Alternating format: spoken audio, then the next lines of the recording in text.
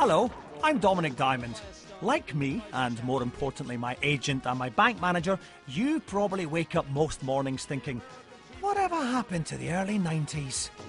For those of you who are too young or mentally infirm to remember 15 years ago, trust me, the early 90s were like a brilliant version of today. Like today, the early 90s had a war in Iraq.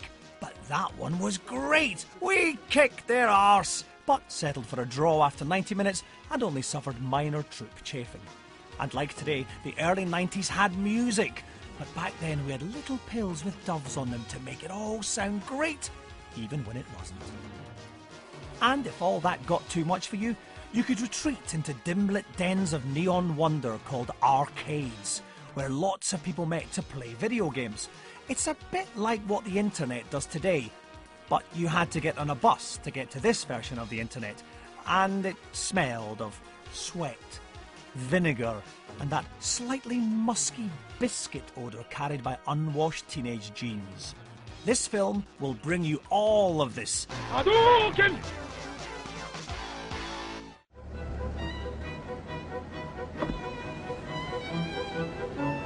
Pardon me, do you have any Grey Poupon? Wayne's World came out in 1991, another example of events of the early 90s foreshadowing those of today. It was a film about two wasters who sat in a room talking barely thought out guff that still somehow seemed funny. In fact, if Wayne's World had a scene in which they phoned up an old age pensioner and left messages about shagging his daughter, it would have been just like Jonathan Ross and Russell Brand. Not. See, I don't think anyone who was living life in the 90s did not start reciting anything from Wayne's World. Not. Duh. Was that Bill and Ted? Excuse me? Baking powder? You would actually reply in the negative solely so you could add not on the end of the sentence. That doesn't really happen now, does it? Bacon sandwich, not for me. Not. I can't remember the catchphrases apart from schwing. Schwing. We're not worthy. I've still used that when I meet celebrities now. Why people didn't just slaughter us, I have no idea. Jeremy, one of my mates, would go around going, "Foxy, foxy," like that, and I didn't know what this meant, but would every now and then go, "Foxy, yeah, ha ha ha." Who didn't start rocking out to Wayne's World? And every time Bohemian Rhapsody would come on in a car, if your dad was driving, that had to happen. I would join in with the headbanging, not having a clue why I was doing it. But I then watched it 10 years later and it all made sense. Wayne's World rocked it. Basic Instinct was the most controversial film release of the time, with sexual content not previously seen in a mainstream movie. It was also one of those times where you left the cinema not necessarily remembering all the film, but never forgetting a brief snatch. I don't remember any of the film apart from that moment, do you? Oh, what? The bit where Michael gets out of the car? Gets out yes, the car. That's the one. I've not actually seen the whole film. I've just seen that bit. She's definitely got no knickers on.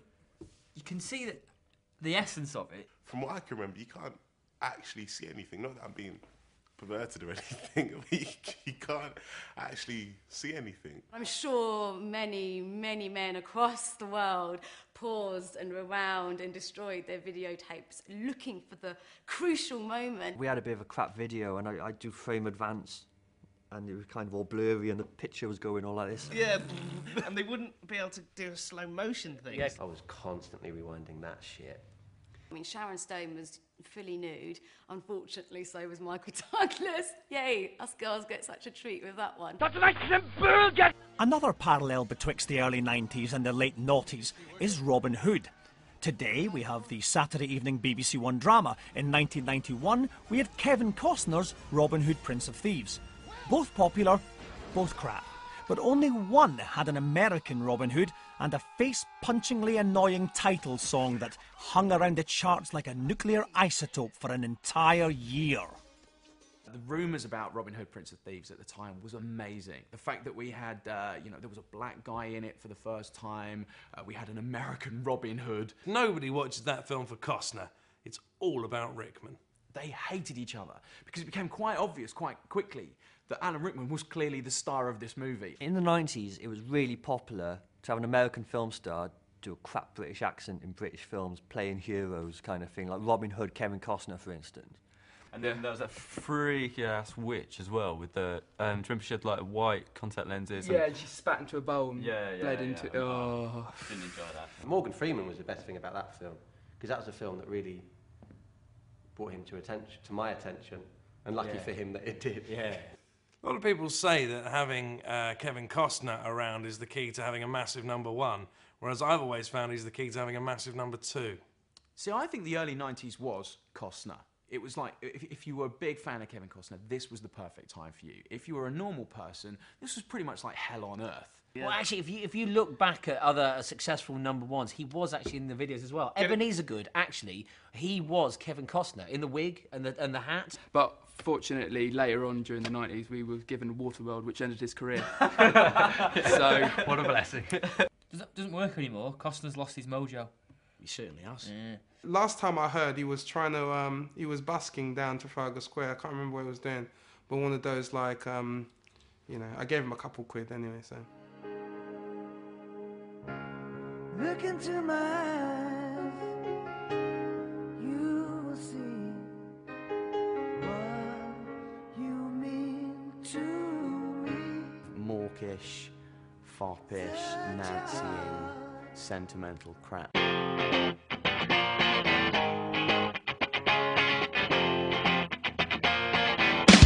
1991 was the greatest year for music ever.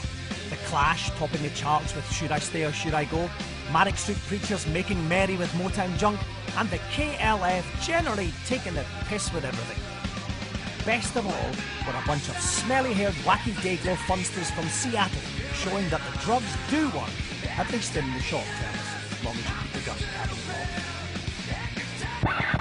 Well, I think obviously when Nirvana were coming up with the lyrics, they might have been sat around in a dirty room off their piles. We do a bit of DJing, and when we play it, I used to just sort of mime it because I didn't have a clue what you were saying. A mulatto, an albino, a albino, a mulatto, a mosquito, and his libido. Are those really the lyrics? What does that mean? A load of words put together, nobody knows what they are. But in their world, they will know exactly what it means to the T. Is it the start of a really bad joke? Yeah, Kurt Cobain was the first to dabble in the murky waters of the surreal three men walk into a pub joke. Like an Englishman, Irishman and a Scotsman walk into a bar. Is it a mulatto and albino? What are you thinking? Walk into a bar. Now, Cobain, as we all know, is a reductionist. He's always looking for the one note, the one truth. But to be fair, it sounds quite good. So it doesn't have to make sense, does it? And now we'll never know.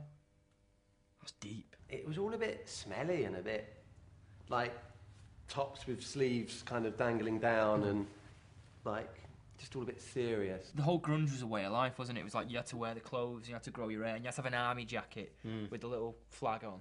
And you had to not wash. But then there were those kind of really grungy kids already at school, the ones that we used to mock for not washing, were then suddenly darn cool. And that really annoyed you because they were getting all the chicks, and all the people that had spent the last 2 years trying to get really cool haircuts wiped out. I hated grunge for that very reason. Hadouken!